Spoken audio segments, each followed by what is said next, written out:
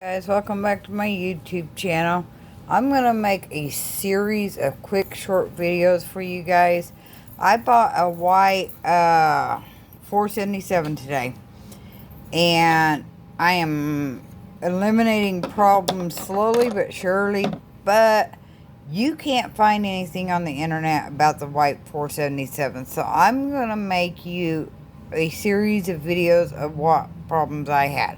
When I first got it, it was making a real bad whir sound. And I thought maybe the motor was locked up. And I finally got the hand dial moving, and the needle wouldn't move. So I took everything apart, everything in here.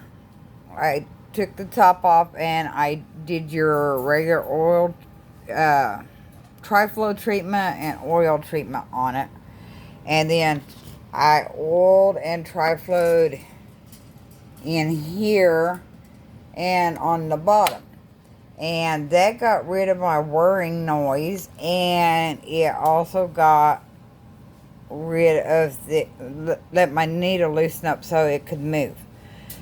So this is video one. I got another video coming here like real quick I'm gonna make. So like this and comment below and subscribe to my channel, and I'll keep you posted on the white 477.